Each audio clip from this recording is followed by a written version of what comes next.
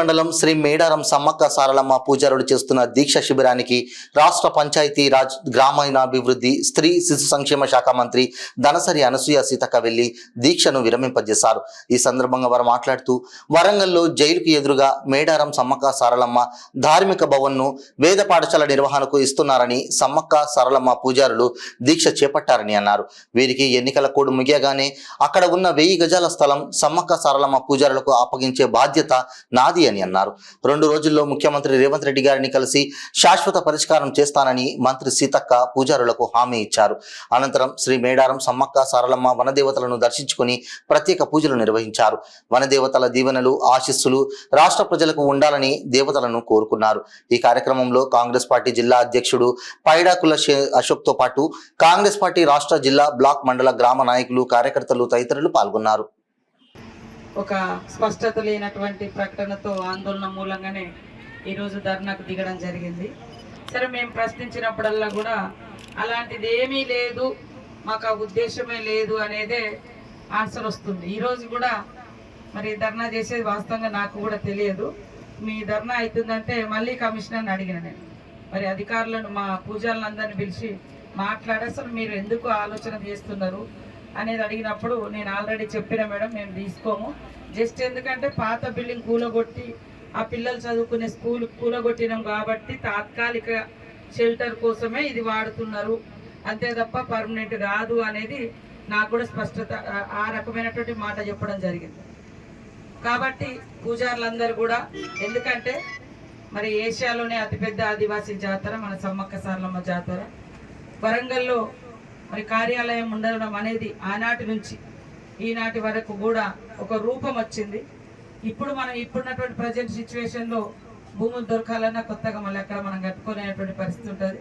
ఖచ్చితంగా కేంద్ర కార్యాలయంగా మరి మన కార్యాలయంతో పాటు మిగతా కార్యాలయాలు కూడా ఉన్నాయి కాబట్టి ఏ ఒక్క వ్యక్తి కోసమో లేదా స్కూల్ పిల్లల కోసమే అయితే అది స్కూల్ వేరే బయట కడితే వాళ్ళకు కూడా సఫిషియెంట్గా ఉంటుంది. వాళ్ళ పూజలు లేదా నేర్చుకోవడము లేదా ఇంకా రకరకాల ట్రైనింగ్స్ ఉంటాయి కాబట్టి వాళ్లకు మరి అందులో ఆఫీస్ అనేది ఆఫీసునే చూస్తాం, మరి స్కూల్గానే ఉండేటట్టుగా ఖచ్చితంగా ఇది సీఎం గారి దృష్టికి కూడా తీసుకెళ్తాం. ఆయన కూడా ఒక నమ్మకం, విశ్వాసంతో ఉన్నటువంటి వ్యక్తి సమ్మక్క సారలమ్మ అంటే కూడా. కాబట్టి ఈరోజు మీరు చేస్తున్నటువంటి ధర్నాను ఈ రోజుతో ముగించి ఒక 5-6 రోజులు, ఎందుకంటే ఎలక్షన్ కోడ్ కూడా ఉంది కాబట్టి ఒక స్పష్టమైన జీవో రావాలన్నా, హామీ ఇవ్వాలన్నా 5-6 తారీఖు తర్వాత, 6 తారీఖు తర్వాత ఉంటుంది.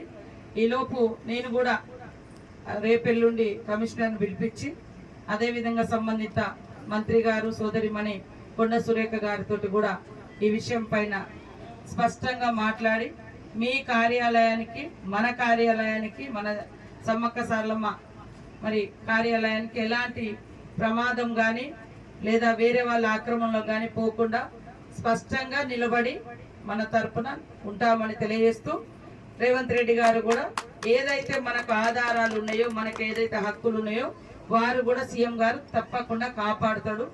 వారి దృష్టి దాకా ఇంకా పోలే వాస్తవానికి, ఎందుకంటే కలెక్టర్ గారు మాట్లాడుతూ ఇంకా అట్లాంటిది ఏమీ లేదని వచ్చింది కాబట్టి ఒక స్పష్టతతోటి మరి ఈ 5-6 రోజులలో మీరు ఈ లోపు మన దగ్గర కూడా ఇంకేమే ఆధారాలు ఉంటే మాకు ఇవ్వండి.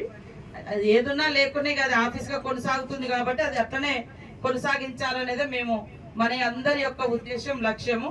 తప్పకుండా మరి ఇంత పెద్ద జాతరకు సంబంధించినటువంటి ఆఫీసు ఒక హెడ్ క్వార్టర్లో, ఎందుకంటే ఆనాడు జరిగినటువంటి యుద్ధ భూమి, మరి ఆనాడు ఉన్నటువంటి ప్రభుత్వ యంత్రాంగం, రాజులు, ప్రభువులు అక్కడి నుంచి ఇక్కడికే జరిగింది కాబట్టి అదొక గుర్తుగా ఉంటుంది. మనోళ్ళు కూడా పోయినప్పుడు ఉన్నప్పుడు అక్కడ మరి మంచి చెడుకు కూడా బస చేయడానికి కూడా అదొక భవనం చాలా ఉపయోగపడుతుంది. కాబట్టి ఎట్టి పరిస్థితుల్లో అలాంటిది వదులుకోనివ్వము. సీఎం గారికి కూడా స్పష్టంగా వివరాలు చెప్పి తప్పకుండా ఆ స్కూల్ పిల్లలకు ఇంకా కావాలంటే బయట ఒక స్కూల్ ఏర్పాటు చేయించడానికి కూడా అట్లా కూడా హామీ ఇప్పించి వాళ్లకు మనకి ఇబ్బంది లేకుండా చేస్తానని ఈ సందర్భంగా తెలియజేస్తూ, ఎందుకంటే ఎండాకాలం మీరు అందరూ కూడా తిండి తిప్పలు లేకుండా మరి ఇక్కడ కూర్చున్నారు కాబట్టి దయచేసి ఈ రోజు విరమించి భక్తులు కూడా వచ్చిపోయేటోళ్లకు ఆందోళన రాకుండా మన దగ్గరకు వస్తున్నారు కాబట్టి అందరూ సాఫీగా వెళ్ళేటట్టుగా చేస్తూ ఒక 4-5 రోజులు నాకు టైం ఇవ్వండి. నేను యాక్చువల్గా ఇవ్వాలనే